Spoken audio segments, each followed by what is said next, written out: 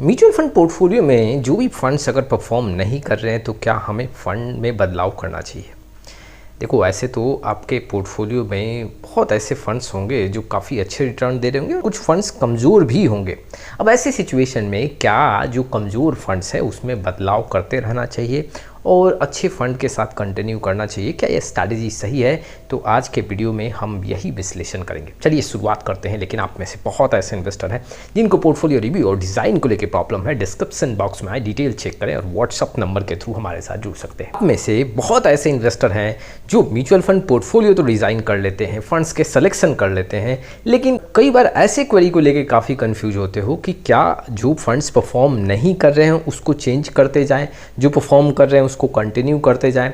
देखो, अगर आपके पोर्टफोलियो में बहुत सारे फंड हैं, जैसे कि 10, 12, 15 फंड्स हैं, तो वाकई में अगर आपके पोर्टफोलियो में कोई कमज़ोर फंड्स दिख रहे हैं तो वैसे फंड्स को स्टॉप करें और धीरे धीरे क्वांटिटी को कम करें। पोर्टफोलियो में मैक्सिमम आप 5 to 6 फंड रखें।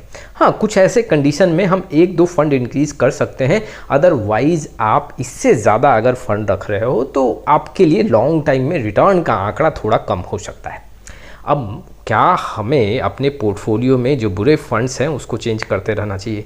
देखो, ये आपको देखना है कि आपका रिस्क कैपेसिटी कैसा है, आपका रिक्वायरमेंट कैसा है, क्या जो रिटर्न मिल रहा है ओवरऑल आपके पोर्टफोलियो में वो आपके गोल के लिए, जी हाँ, एनुअल बेसिस पे सही है या नहीं है। मान लो आप एक एग्रेसिव इन्वेस्टर हो और मिनिमम जो आपका एक एनुअल रिटर्न का रिक्वायरमेंट है वो 17% का है और ओवरऑल आपके पोर्टफोलियो में 17% का रिटर्न देखने को मिल रहा है, लेकिन उसमें से 6 फंड में से 2 ऐसे फंड हैं जो काफ़ी कमज़ोर देखने को मिल रहे हैं। जी हाँ, वहाँ पे डेटा कमज़ोर है, तो क्या हम वैसे 2 फंड को चेंज कर दें? देखिए, ओवरऑल अगर आपके पोर्टफोलियो में मान लो 6 फंड है और 1 से 2 फंड कमज़ोर भी है और ओवरऑल जो CAGR है जितना आपको चाहिए उतना रिटर्न मेंटेन होता हुआ देखने को मिल रहा है, तो मैं यहाँ पे एडवाइस करूँगा कि आप अपने पोर्टफोलियो में बदलाव ना करें। देखो, होता क्या है, जब आप यहाँ पे 5 से 6 फंड सेलेक्ट करते हो, जब आप म्यूचुअल फंड इन्वेस्टमेंट में शुरुआत करते हो तो आप अच्छे फंड सेलेक्ट करते हो, कैटेगरी एवरेज को पछाड़ रहा हो, बेंचमार्क से बेहतर रिटर्न दे रहा हो, जी हाँ, ताबड़तोड़ पैसा बना के दे रहा हो, लेकिन धीरे धीरे वैसे म्यूचुअल फंड के रिटर्न में बदलाव होता है और वो कैटेगरी एवरेज से पिछड़ता हुआ नजर आ जाता है। अब ऐसी कंडीशन में अगर आपके पोर्टफोलियो में कि 6 के 6 फंड काफ़ी बेहतर है एक समय में, तो ऐसा कभी भी नहीं होगा कि आने वाले 2 साल 3 साल वो 6 के 6 फंड बेहतर रिटर्न दे। आपके पोर्टफोलियो में 6 फंड में से 1 से 2 ऐसे फंड होंगे जो कमज़ोर होते हुए देखने को मिलेंगे, चाहे आप कितना भी बदलाव क्यों ना कर लो।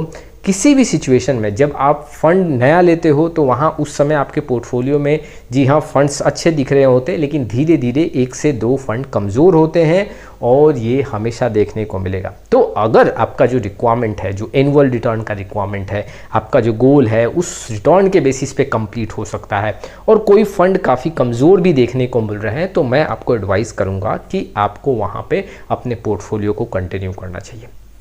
कई बार ऐसा देखने को मिला है कि छोटे छोटे ड्यूरेशन में कोई एक फंड काफ़ी कमज़ोर होता है, कैटेगरी एवरेज से लॉन्ग टाइम में उससे पिछड़ता हुआ नज़र आता है, लेकिन 2 साल 1.5 साल के बाद वही फंड काफ़ी तेज़ी से रिकवरी दिखाता है और अपने कैटेगरी में फिर से बेहतर देखने को मिलता है। हालांकि बहुत ऐसे इन्वेस्टर हैं जो बहुत फ्रिक्वेंटली यहाँ पे अपने पोर्टफोलियो में बदलाव करते हैं। कोई फंड कमज़ोर हुआ तो वहाँ से धड़ल्ले से चेंज कर दिए, कोई भी फंड रिटर्न कम दे रहा है तो वो दूसरे फंड में शिफ्ट हो जाते हैं। देखो, ऐसे बार बार अगर करोगे तो लॉन्ग टाइम में रिटर्न काफ़ी कम हो सकता है और ओवरऑल, जी हाँ, आपके कुछ वहाँ चार्जेस भी लग सकते हैं, कुछ वहाँ शॉर्ट टर्म कैपिटल गेन बन सकता है, कुछ वहाँ पे एग्जिट लोड अप्लाई हो सकता है और लॉस आपका वहाँ पे इनडायरेक्टली होगा। आपको देखने को नहीं मिलेगा, लेकिन इनडायरेक्टली कहीं आपका लॉस हो रहा है।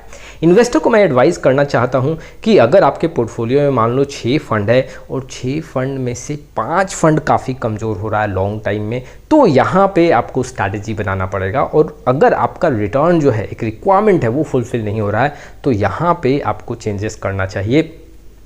रिसर्च करना चाहिए कि क्या लॉन्ग टाइम में म्यूचुअल फंड में वहाँ पे कमज़ोर स्थिति देखने को मिल रहा है, शॉर्ट टाइम में आंकड़ा कमज़ोर है, या फिर मार्केट के गिरावट के चलते फंड में दबाव है, कैटेगरी एवरेज में भी दबाव देखने को मिल रहा है। अगर मार्केट में गिरावट है और उसके चलते आपके फंड्स में परफॉर्मेंस थोड़ा लो देखने को मिल रहा है, तब आपको कंटिन्यू करना चाहिए। अगर आपके म्यूचुअल फंड्स, जी हाँ, ज़्यादातर म्यूचुअल फंड्स मार्केट के अगेंस्ट काम कर रहा हो, ओवरऑल जो आपका एक CAGR मेंटेन होना चाहिए आपके गोल को फुलफिल करने के लिए, वो मेंटेन नहीं हो रहा, तब वहाँ पे आप अपने म्यूचुअल फंड पोर्टफोलियो में बदलाव करें। ऐसा नहीं कि हर साल आप देखें कि कोई फंड अच्छा परफॉर्म नहीं कर रहा है और फंड में बदलाव करते जाएं, ये स्ट्रैटेजी सही नहीं है। आपके लॉन्ग टाइम रिटर्न का आंकड़ा इससे कमज़ोर देखने को मिल सकता है। तो ये कुछ इन्फॉर्मेशंस थे जो इन्वेस्टर के लिए इंपॉर्टेंट थे। आपका क्या राय है इस वीडियो को लेके कमेंट बॉक्स में जरूर आए। फिर मिलेंगे एक नए वीडियो के साथ, तब तक के लिए जय हिंद जय भारत।